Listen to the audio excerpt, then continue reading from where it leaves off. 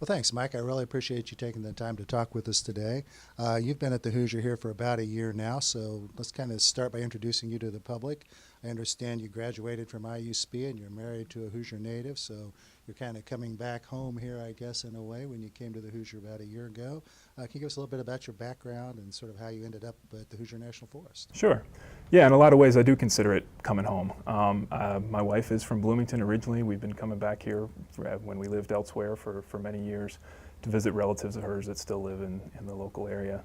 I'm from Virginia originally. Got my bachelor's degree from Virginia Tech there in wildlife science, after which I went and joined the Peace Corps and spent 2 years in Morocco working as a wildlife biologist in what was, at the time, it was a proposed national park in the eastern High Atlas Mountains. Beautiful area, wonderful experience in a million different ways. Learned a tremendous amount during that 2-year time period.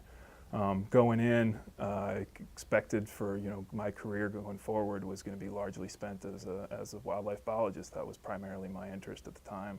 But it really, like a lot of folks who end up in the Peace Corps, it ended up being one of these life, career-altering kind of experiences. And I was living in a very remote area in, like I said, a proposed national park at the time that had several villages inside the park boundaries, outside the park boundaries, people very much tied to the use of the natural resources for their livelihoods. And that really kind of shifted my interest in more of the social side of things and how people relate to the land, how they live off the land, how decisions that get made about conservation issues affect people in very real ways on a day-to-day basis. So that got me a lot more interested in the policy side of things and how decisions get made on public lands and on natural resources issues. And just by luck, I stumbled across some information for the SPIA program while I was still over there in Morocco. Kind of fit the bill pretty well for what I was looking to change gears into. And so yeah, I ended up here in Bloomington at IU, going to SPIA, and finished with a dual master's degree there in public policy and environmental science. After I wrapped that up, I started with the Forest Service initially in Washington, D.C., working out of, the Forest Service has an international programs office. So it's kind of a nice meld of natural resources experience along with the international experience. And I worked there for a number of years coordinating our technical cooperation efforts all over Africa.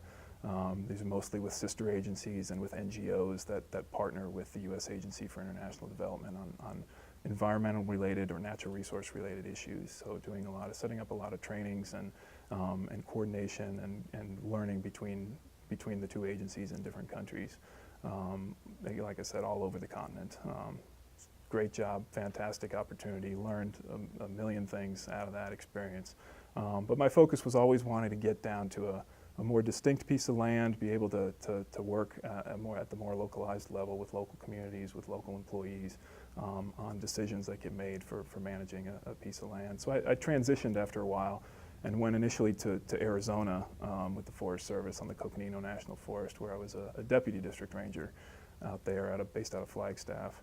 Was there for a few years and then was a district ranger, most recently on the Mount Hood National Forest in Oregon, outside of Portland.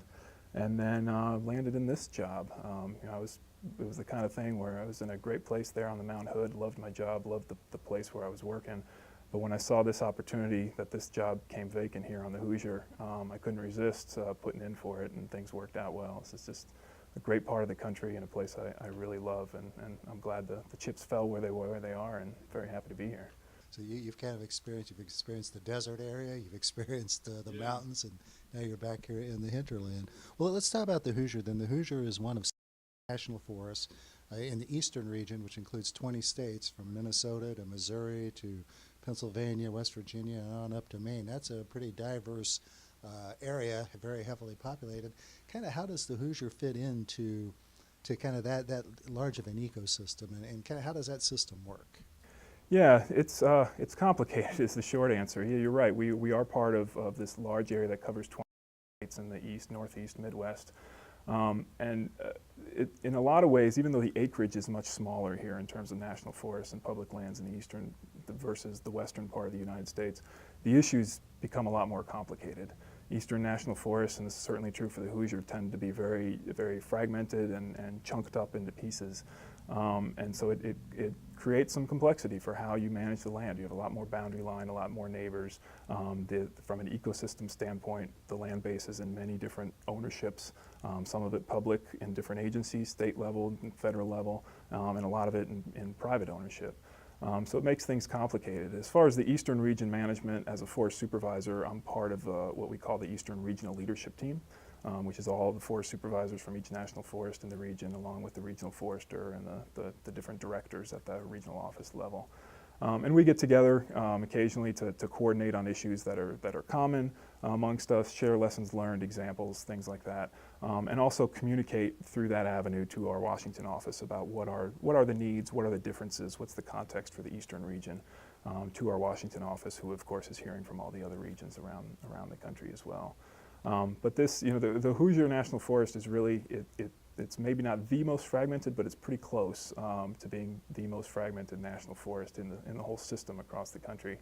And so even though the acreage, again, is much smaller than some of these big western forests, that adds complexity. And what it does is actually force something, in my view, that can be very positive of if you're going to be successful on a conservation scale, you need to work outside your lines, outside the green lines with external partners. You need to work with state agencies, private organizations, private landowners, to reach common goals amongst the group. And of course, that's much harder to do than when you're working just internally with your own folks. And it takes a lot more time and tends to be slower. But the opportunities for reaching a more diverse group of folks and getting people tuned in to the issues from a conservation standpoint, I think are greater because of that. Are we still the smallest? Is Hoosier still the smallest? It's the smallest that's still managed as one entity. So you have a number of national forests, like in North Carolina, for example, and Alabama and Mississippi, where they used to be individual national forests. They're now managed under one forest supervisor for the whole state.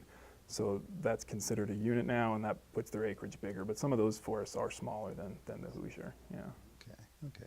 Well, forest management priorities are set by management plans that you all put together that set goals for like 10 to 15-year periods. And the last one that we've had on the Hoosier here is 2006. So I assume that you're kind of moving into the process of updating and revising that one. Can you kind of explain how that plan works and where we stand on the next Hoosier plan? Yeah, so in an ideal world, yeah, you would look at your plan and look at revising it every 10 to 15 years or so. There's not an expiration date on it, though. The information in there is still good. The direction still stands until we do revise it. Of course, we can make smaller amendments over time as needed. But eventually, the information, the content does get a little stale. The conditions change, context change, political and social desires change, things like that. And so there is a need to do a full-scale revision at some point in the future. 2006, yeah, we're getting close to 10 years on that now, but in the scheme of national forests around the country, that's actually a pretty new forest plan. Places like the Northwest, where I came from most recently on the Mount Hood, our forest plan there dated to the 1990s. So in terms of when we'll come for revision, it's not in the immediate picture. It's not this year, not next year.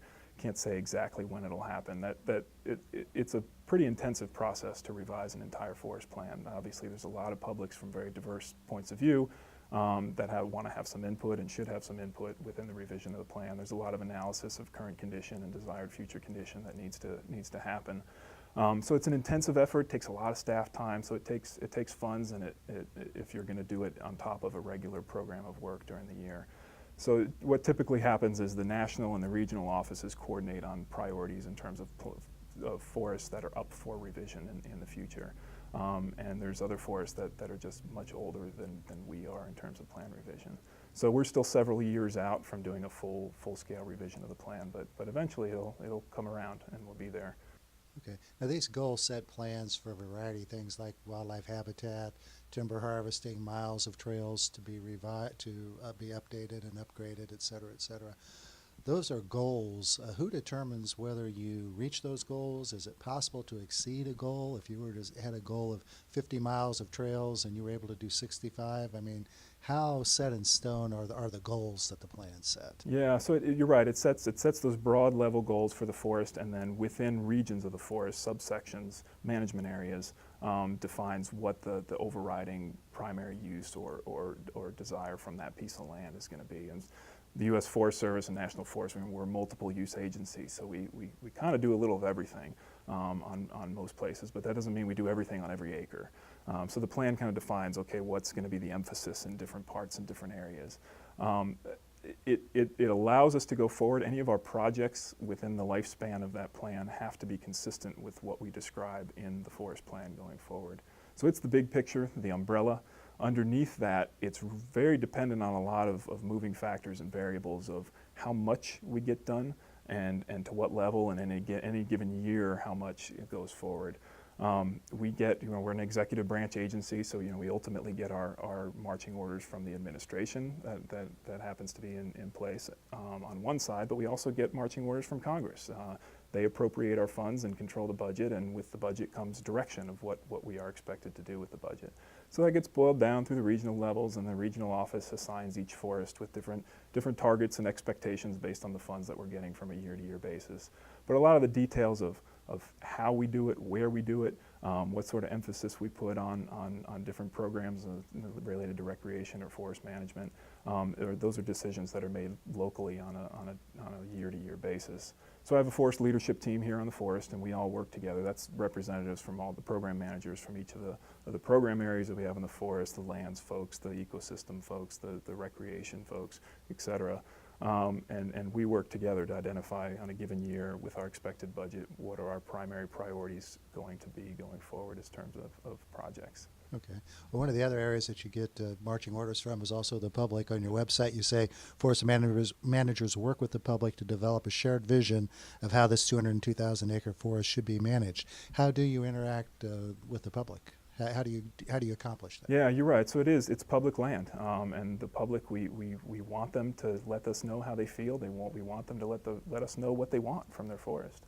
And in my being pretty new here still, I've been here almost exactly a year. I'm still feel like I'm in that phase a bit of hearing from folks and hearing what people want, what are the desires, and trying to mesh where are the shared goals, shared initiatives between different groups that maybe have some differences, in the big picture or some of the minutia.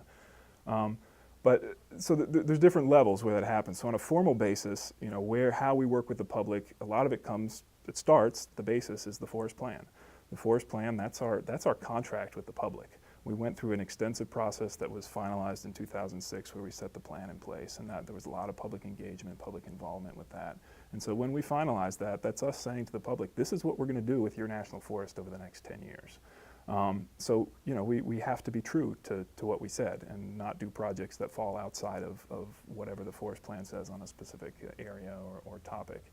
And then down to a more year-to-year or day-to-day kind of level, then there's project planning underneath the plan, and of course all those are subject to the planning process and the analysis process under the National Environmental Policy Act, which involves public engagement, involvement, comment, and depending on how controversial an issue may or may not be, then there's different levels of public engagement that we seek from different projects. So that's kind of the formalized piece, and then of course there's a whole informal piece where we, myself, and other members of the staff hear on a regular basis from different groups, and we spend a lot of time meeting with outside groups, either or formally organized kind of interest-based organizations, whether it's from a timber industry perspective or a recreational perspective or environmental perspective. There's a lot of folks with interest. And then a lot of just individual citizens who have a concern and a care. So it's a constant, ongoing dialogue, and depending on what's on the plate and what's on the table, it might look a little different from day to day or year to year. Right. Well, you've gotten here in a relatively calm period. It kind of seems to me, as you know, the history here hasn't always been that calm. I was a chief reporter back at the Herald Times covering the 1985 clear-cutting plan, quote unquote. That 7 years later, under public pressure, it actually become what Supervisor Frank Voitas at the time called amenities-based forest management, with the emphasis on non-consumptive uses like recreation, wildlife habitat, preservation, as opposed to extractive uses like timber harvesting and that sort of thing. And it was actually regarded as the most environmentally friendly forest management plan in the National Forest System. Could you assess your management strategy against that standard? Is that still sort of the overriding goal of the Hoosier management, is to make it an environmentally sensitive plan? Well, so the 85 plan that you're referring to, I assume you mean the 85 forest management plan. So, clear cutting plan is one perspective, but of course that plan would have dealt with everything our current plan deals with recreation and wildlife habitat and everything else. But allows, allows for maybe more of a certain activity than the current plan allows for. So the 90, when was it, 92? Is that the right year? Yeah, so there was a revision or a large-scale amendment, I guess, at that point, which largely, as I understand the history, again, I wasn't here for it, but as I understand the history from staff, a lot of that became the '06 plan. A lot of those amendments that were made in the 90s. So there's a lot of similarities from those amendments that were made to the current plan when it was revised. I'm not sure I quite know what the former forest supervisor exactly meant or his definition of amenities-based. To me that might mean something like focusing on providing those services for recreationalists and encouraging people to get out on the land, and absolutely that's still a focus. The current plan, the '06 plan, still has, timber is a component of what we do. We do enter into timber contracts, timber sales, and that's going to continue into the future. But the focus of those are more restoration based than perhaps they were in the future. I don't want to speculate too much, or in the past I mean. I don't want to speculate too much about what was done in the past since I wasn't here, but there's more than one reason why we enter into a timber sale, and that is going to continue in the future. There's restoration needs on the land, there's management needs on the land. We're trying to achieve a certain restoration or ecological goal that we feel can be met through a timber prescription of one sort or another, whether it's a thinning or a small scale opening, clear cut, things like that would provide habitat for a variety of species. Well, let's talk about that in a second. To give an example of what I was talking about, the 85 plan called for 81% of the forest to be timber harvested over a 120-year period. Now that the forest, according to your forest management plans, only about 40% of the Hoosier is actually set aside for timber production now. So on the other 60%, of course, there's a deemed wilderness area, which precludes anything else. What are some of the other uses if the other 60% isn't being timber harvested? What are some of the things that you emphasize outside of the timber area? Yeah, so it's a mix of things. Within the forest plan, I believe it's 11 different management areas within those. 2 of those are the timber emphasis sort of lands that where we get the timber production that comes from, and you're right, that makes up about 40% of the actual acreage of the 204 or so thousand acres now that the Hoosier is made up of. The other areas, they're a mix. So some of it, like you said, there's the wilderness area is one piece of that. Some of them are riparian protection zones. There's recreation areas is another management area. We have some research, a research natural area. We have some other research area, or excuse me, natural areas where there's a different emphasis. There might be a particular botanical species that's rare, or a suite of species within those areas. So there's different emphasis on what we do and what the management is and what our goals are. Not only from an active management standpoint, but also from recreation and how much and what type of recreation we may or may not invite within those specific areas. So it's a range of things. Okay. Well, if I'm reading the 2006 plan, the allowable timber sale quantity is about 960,000 cubic feet per year, which is about 5.7 million board feet. And if I'm reading it correctly, it looks like those goals, those targets kind of extend over the next 30 years. Yeah. Is that accurate? It sets an average or a per decade allowable sale quantity within the plan. And it does go out, it actually extends for way more years than that plan will actually be in effect, but it's meant to be a projection going forward. Right. Well, is the 960,000 cubic feet, is that per year or is that over the decade? That's, let me see if I get my zeros in the right place, but I believe that's the decadal. So it amounts to an average of 9,600 CCF, or 100 cubic feet, 9,600 cubic feet per year on average. Which is a number we haven't attained within the life of that plan. We've been below that. That's so how the I read average it, has been someone else told well me that was an annual harvest, and I didn't think that was correct. So we get that. So what factors go into that determination then, in terms of that allowable sale quantity? What are some of the factors you consider that's considered in the plan? Yeah. So that was part of the plan revision process. So that was set at the time. So that was based on an analysis of what the expected sustained yield levels could be over time. So basically, how much the forest is growing in any given year or any given decade. So theoretically, if you were just logging timber and you wanted to make sure you didn't log more than was growing, you have a level there. And then that's decreased by factors having to do with forest health concerns and areas that would have to be buffered and not included for either water protection, habitat protection, things like that. Insect and disease type of events, and also capacity of what either the capacity or the demand is from industry at the time that exists in the local area, and capacity of staff internally to manage the pre-planning as well as the post-administration and inspection of timber harvest as they go on. So it's a lot of variables and factors, and that's the number that they landed on that could be sustained and be reasonable over time. Is that set in stone? I know you haven't been achieving that record, that goal, but I mean, could you exceed that target? Well, so again, the plan talks about a 10-year total. So in any given year, you could exceed the amount that would be divided by 10. So you can go up and down. But over the span of 10 years, the plan says we won't exceed that. And like I said, we're not close to doing that for the first 10 years. So a new 10 years is coming up, assuming we don't revise the plan in the next year or two, which I don't think we will.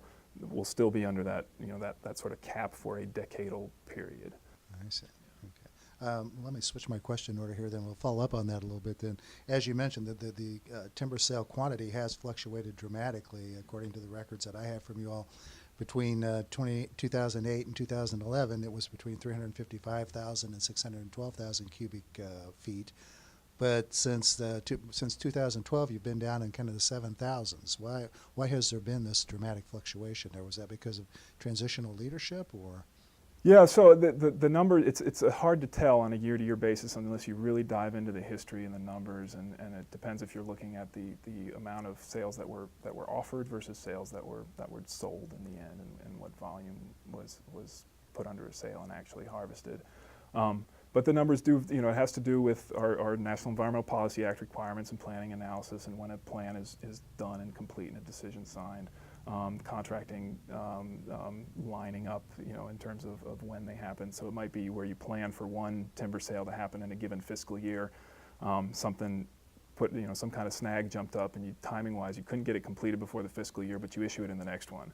So it looks like 1 year is really down, but it just the sale happened right after the start of the new fiscal year, and then the other plans you had planned, or the other sales you had planned for the rest of that fiscal year still happened. So then the following year looks like you took this big jump. So I think looking at averages is a little bit better. Our goal is to get to a fairly steady amount. Something that can be predictable. Timber industry, there are a lot of jobs that are created from the harvesting of timber. There are mills that use, in part, Hoosier National Forest lumber to support their operations, and so having a relatively predictable amount that contractors can count on coming forward sort of helps from the business standpoint and from the industry standpoint. What about that term clear cutting? It was a very controversial issue back in the 80s and 90s. I mean, is clear cutting still a practice that's used, and how's it defined? I know in the 85 plan, a clear cut could have been up to 30 acres. Yeah. So again, it depends on which area. There's differences between those two areas, management areas, that do allow for timber harvesting on the forest, and how large they can be. Clear cut is something that you probably ask 20 people and you get 20 different definitions of it is. For someone, a clear cut might be if you cut two trees standing right next to each other, that's a clear cut. For others, it has to exceed 10, 20, 30, 40, 50 acres before you consider it a clear cut. So I mean, really the idea is we call it even age harvesting, where you basically, you're taking out at least the predominant number of trees within an area. And the idea being to create a young, early successional forest habitat, which is good for a lot of wildlife species. A lot of people attribute that to game species like turkey and deer, but there's also a tremendous benefit to a lot of songbirds that need that area. And those edge effects, or those edge areas, are also useful for many bat species. So there's different reasons why we do that. And again, the primary motive is not just to put a sale out for financial purposes, but for meeting that ecological need and diversity in our landscape. Right. Well, it's my understanding that a portion of the timber harvests are intended to remove the old pine plantations that were planted back in the 30s and 40s by the Civilian Conservation Corps to sort of jumpstart restoration, stop erosion, and that sort of thing. Do you have a sense? I know I'd asked Judy, and I don't think she was able to get me specific numbers, but of the timber harvest, the timber quantities that are sold each year, a sense of the balance between hardwoods and softwoods there? Yeah, we'll have to get you the numbers. I can't rattle them off the top of my head, but a lot of what we have done over the last, I'd say, 10 years, a lot of it has been focused on that conversion from those pine plantations moving forward. You know, I mean, it's a good point. It's this whole area. I mean, this is a lot of what's inspirational to me from the Eastern National Forest. Is a lot of everything that people look at as national forest, including the wilderness area, the Deem. This was largely cut over, abandoned land, eroding quickly before it became national forest. And now you go take a hike and look out in the forest, and it really is an inspiration of what was done. And you know, these CCC, Civilian Conservation Corps crews that came out were basically doing the best with what they had. I mean, there was a large amount of these pine seedlings. That was what was available. And so we needed planting done on a quick basis and a large number of acres, and that's what was there. So they, you know, with the best of intentions, and it worked for the purposes of controlling erosion, was to get these pines in. But now that they're mature and they're large, and we're, you know, depending on the land, the piece of land, 60, 70, 80 years down the road, it's not the ideal for what we want here. We want native species to be a part of the system. So we're working on removing a lot of those pines and allowing the forest to replace and regenerate with native species. They don't quite have the lifespan of the hardwoods either, do they? I mean, when I notice a lot when I'm out hiking in the Hoosier, a lot of the down trees, it seems like a disproportionate number of them are the pines. Do they have a shorter lifespan, or would they last forever if we? Well, they wouldn't last forever, but there's, you know, they do produce seed and they regenerate, and so, you know, without some active control there, if, you know, as individual trees fall, a lot of times pine will replace them. So yeah, I mean, the lifespan varies. There's a few different species of pine that were planted, but you know, at this point they're at a mature level. We can, you know, cover the costs. We can't go out and cut these ourselves. We don't, you know, it'd be too cost prohibitive. So we enter into contracts with private industry who can make use of that wood. And perform those operations for us.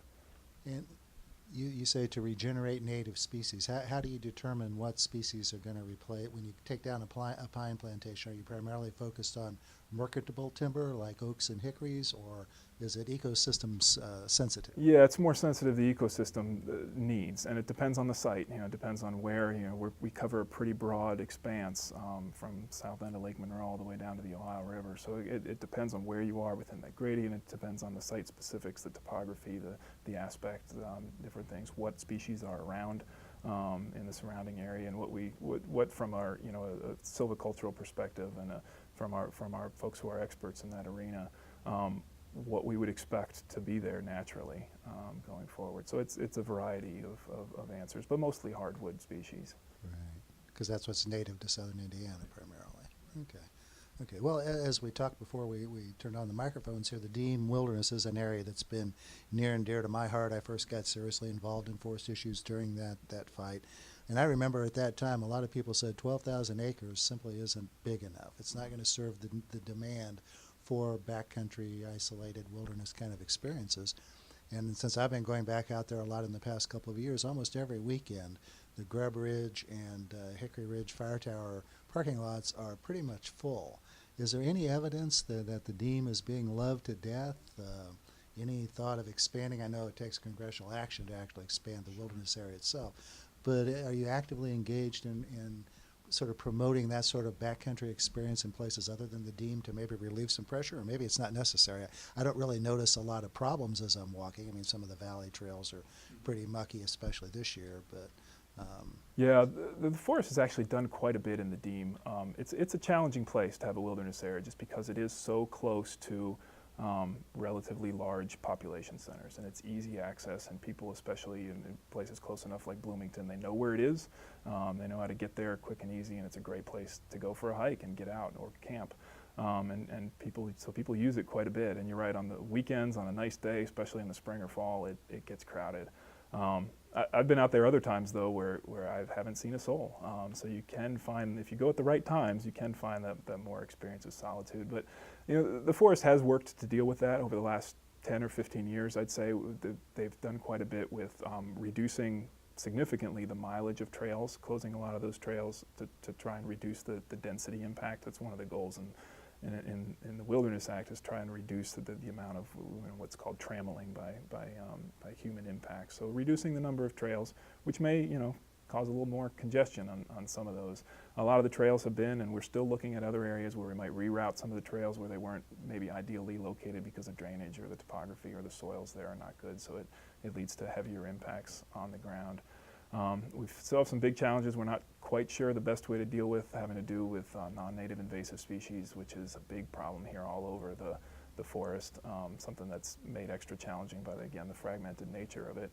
But in the Deem, we have a fair amount of different species growing in there that we really don't want in there because they're not native to, certainly to Indiana, and most of them even to the country. But it takes extra steps and process to be able to do that within a wilderness area. So that's a challenge we're looking at this point. We want to encourage people to get out in the woods, but it's sort of a double-edged sword. You get too many folks and they can have significant impacts on the land. I'd say, like I said, I've been on the Deem and on the right days, and you don't see a single soul out there, which is you can kind of enjoy being in the woods and listening to the silence, basically. But I've had that same experience in other parts of the forest too. There are we have some amazing trails on the south end of the forest that I think not as many people go to just because it is a further drive from the bigger population centers that we have. Places like the Mogan Ridge Trail System and Hickory Ridge area, or Hemlock Cliffs area. I know Hemlock Cliffs gets a fair amount of attention too, and people do make the drive for that one. But compared to the northern area, not as much. So, if people are looking for that solitude kind of opportunity, there's a lot of other places that they can get it. And it's not just on the National Forest. That's a great thing we've got in southern Indiana is we've got this network of other lands. There's state forests, there's state parks. There's a lot of opportunities out there for people to get out and explore. Okay. Well, that's a good segue mentioning the state forest, because the last thing I wanted to ask you about is certainly within the environmental community, I've heard discussion and rumors that the state has been pressuring the Forest Service to transfer some of its land to the state. Is there anything to that? No, that's certainly nothing anybody from the state has approached me about. Whether that was part of the dialogue in the past, I don't know, but not since I've been here. And it's not a forest, if that were to be asked, it's not a Forest Service decision. That would take an act of Congress to transfer lands from the National Forest into the state. And frankly, it's without precedent, really. There's no area, no part of the country that I know of where that has happened. The great benefit, the Hoosier National Forest belongs to the American people, all of them, across the country, not just the people of Indiana. And that's a great thing. It's just the same as us living here in Indiana, residents of this state. We're equal part owners of the Mount Hood National Forest in Oregon, and the San Bernardino in California, and the Arapaho Roosevelt in Colorado. It belongs to all the American people. And so, that's just, it's a tremendous thing, and it's something to be proud of. And I don't know if it's one of your questions, but I hope maybe you'll ask me how that came to be. Sure, go ahead. So, well, actually, before we get to that, how about land acquisition? When I was covering the forest at the HT, we were 188,000 acres. Now we're up to 202,000 acres. Do you see any acquisition expansions going forward here? On a small scale, it's something that we're always working on. It's a challenging thing because we don't get a regular appropriation for purchasing land. The forest has grown over the years steadily over time. We tend to acquire priority lands that are either needed for habitat improvement or for access. A lot of times we have chunks of land that are isolated and there's no public access to get to it. So filling in the puzzle pieces helps do that. Always on a willing seller basis. If people are looking to sell their land and they come to us if there's an opportunity. But rarely can we turn around and say, okay, we've got the funds, so we can go ahead and purchase it. So we work with a lot of partners, the Nature Conservancy being foremost among those, where they'll help us by acquiring some of these priority lands, and then we apply for funds, usually through the Land and Water Conservation Fund, that can be utilized for acquisition of lands. But it's a competitive process. We have to get in the queue and make our case for why it's needed. So we have been adding acreage over the years. We added in fiscal year 2014, we added a couple hundred acres that filled in some gaps in different parts of the forest. So it's something we're always looking at. But in terms of large-scale, quick expansion, that's not something that's really feasible or on the radar. Well, my last question was going to be anything else that we haven't talked about, so let's Yeah. just go ahead and back up and Well, continue yeah, your I mean, thoughts. I hope to segue a little bit about that where it came from, the national forest concept and idea, because there's a piece of the history that is not well understood, I don't think. And I didn't understand it that well until I moved to Indiana, and I've been starting to put the pieces together in my own brain. But Benjamin Harrison, the only president from Indiana, in the 1890s signed the Forest Reserves Act, and he's actually credited with doing some of the authoring and getting a sympathetic congressman to insert it into another larger bill. But anyway, he signed the act, and he was the first to use it. And this was before there was a Forest Service, before there were any national forests, before there was a Park Service, none of that. And so he signed that bill and was the first to make use of it and set aside several tens of thousands of acres in California and Arizona and Idaho. And his predecessor, the president who followed him, Grover Cleveland, did the same thing. He set aside about equal amount of acreage, and then Teddy Roosevelt came along, and boom, he went hog wild with the system and largely created a lot of those lands. But without Benjamin Harrison, Teddy Roosevelt never would have had that authority in the first place to do what he did. And so I think that's a piece of the legacy of national forests and public lands that's not well understood or appreciated, and it's something that the people of Indiana should be certainly proud of, that that was their state leadership that stood up and made that happen and made it possible for future generations. That's interesting. I'd not heard that story. I mean, most people think it all started with Teddy Roosevelt. Right. But it started actually a bit before then, and again, without Benjamin Harrison, Roosevelt would not have had that authority to do what he did. Very good. Is there anything else that we haven't touched on that you'd like to touch on? No, I think I mentioned it already a little bit, but I just want to encourage the people of Southern Indiana to become as I know many of them are very knowledgeable, but to become even more so and understand the diversity of opportunity that we've got here. This is a wonderful place to live and work and just be a part of. Southern and Central Indiana has the diversity of lands, and that I'm including everything in that, from national forests and the state DNR lands. Which you want to get down to the minutiae. There are differences in how we manage things and why we manage things the way we do, and those are very important. But for Joe Public, who's looking to enjoy public lands or just the quality of life that comes with having forests around him, that's kind of inside baseball stuff. I think for the rest of the folks, I think there should be a lot of pride and appreciation for what we've got in that network of public lands within the state, and especially this part of the state. Okay, well, thanks very much. I appreciate you taking the time to talk with us and sharing your views with the public. Sure, you're welcome. It's been fun. Okay, great.